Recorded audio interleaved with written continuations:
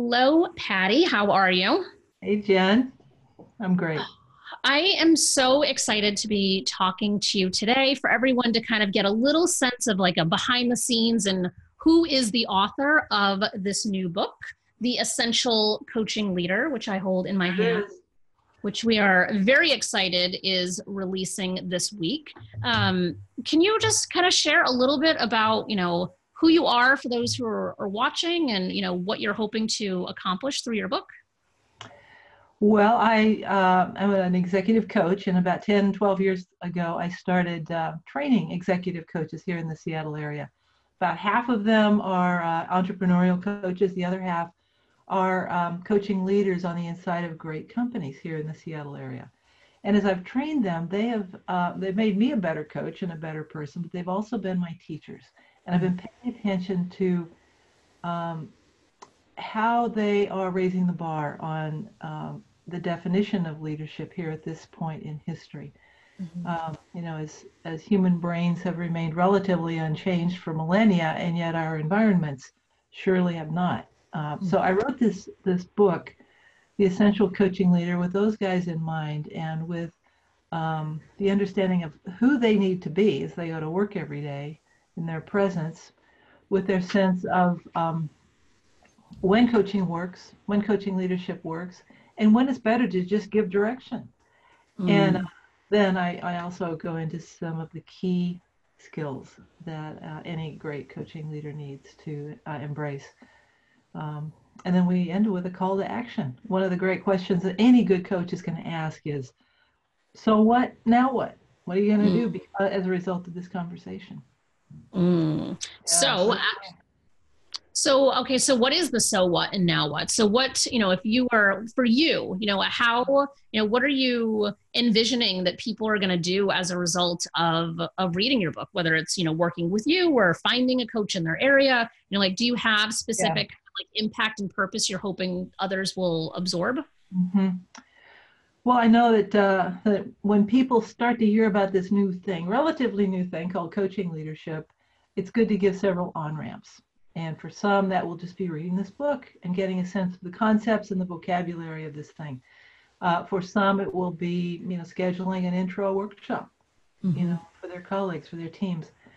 And for others, it will be doing a really deep dive into, a fairly rigorous coach training program like the one we offer here in Seattle.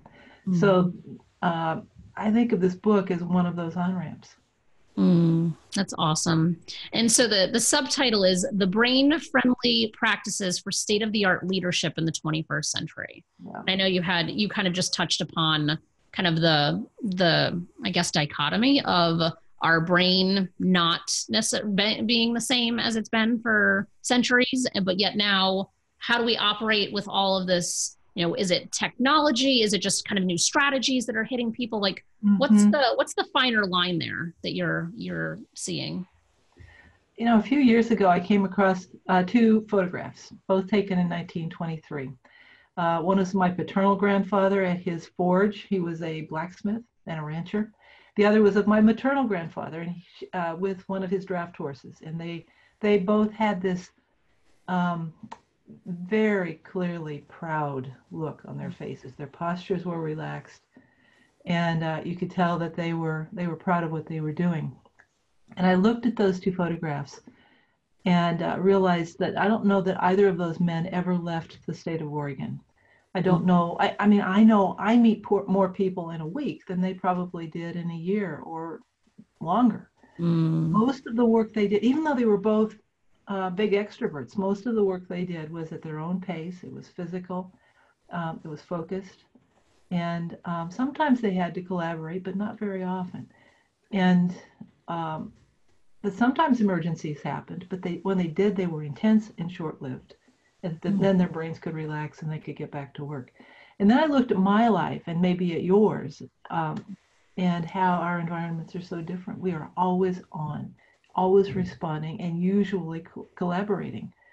So in that environment, how can a leader uh, work with his or her team in a way that helps them to recover quickly and to collaborate well? So when I talk about brain-friendly stuff, that's some of what's top of mind. And I've worked with one of the collaborators I mentioned in the book is Dr. John Medina. He's a brain scientist here at the University of Washington. So he brings his molecular biologist, neurobiologist expertise, and I bring mine, and we work together on a few questions that I talk about in the book. I love how you just described that, because I feel like there's so much value that anyone can get from reading your book to like really understand, like, because we are always on. And I think that that's a struggle and becoming even more and more of a struggle every single day. Oh, don't you know? Yeah. And I feel like when people put boundaries around themselves that are meant to, for self-preservation, yes, not always what it feels like to other people. People suddenly feel like, well, now I don't have access to that person. So I feel like there's so much richness in what you're kind of sharing with people to like really understand how they can just, make their lives a little bit easier and more fulfilling ultimately. That's right. And then there's a question of who's going to be contagious. You know what it's like when you're in a meeting and someone walks in the room and either the room lights up or there's a dimmer switch. And it's so clear to me in an evolutionary sense that human brains are contagious, and that we as leaders get to have some say into what's catching, so to speak. I love that. Yeah.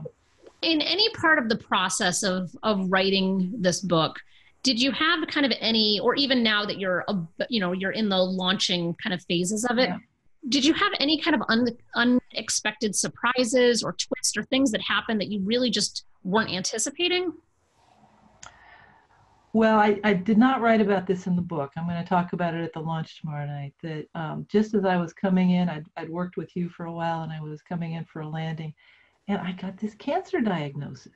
So then I thought, man, what will this mean? Should I just push pause?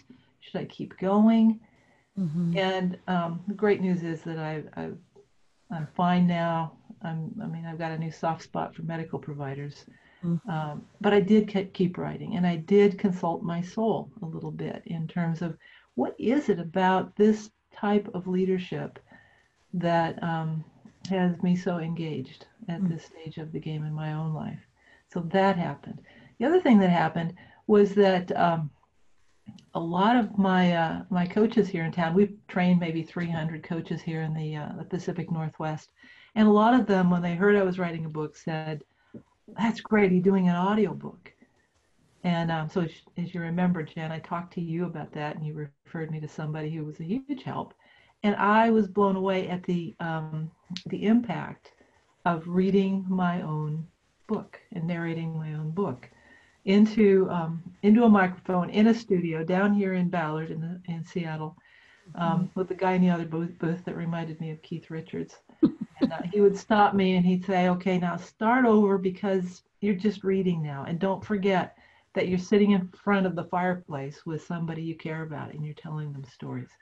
So I would start over. And so the impact of reading that and learning to read with that vantage point, that was huge. And I know I probably drove your editors a little crazy, because I kept learning about, whoa, this could be said better. So I had a really fine experience with you guys at Publish Your Purpose for your patience with me on that. Yeah, and you are a first of our authors who published both the print, ebook, and audiobook all at the same time. Oh my gosh, really? Yes, you are the first. Most of the time we have people that wait 4, 6, 8 months before they actually get to the place where they're ready to get the audiobook done too. Or in some cases we have books now that don't have audiobooks, and you did it all at once. So you are the first. Yep. No wonder I'm tired. Yeah, that just, minor details of, running a business and getting your health back on track and publishing multiple books at once. So yeah, that's right. That's definitely a lot. So if somebody were to read this, and you have calls to action in here, but if someone were to read this and they were to say, you know what, I really want to engage Patty with whatever it is that I'm doing, Yeah. what is the best way that you would recommend them to contact you, or, to what steps would you ask them to take? Yeah, well, I think through the end of this year, there'll be a page on my website at seattlecoach.com/the-book. And I've thought about the questions and the next steps that people are going to land on as they thumb through the book. And it's not a long book, as you know. I've been calling it a brief book about a big deal. I've put some options for there on that page, seattlecoach.com/the-book, for people to send me their name and their information, and to check a few boxes. Related to those on-ramps I mentioned a few minutes ago. So already, the book's not even out yet, and already I'm getting people sending me notes saying, be in touch with us about an intro workshop, or about professional coach training, or, a lunch and learn, or executive coaching. So that's been really fun so far.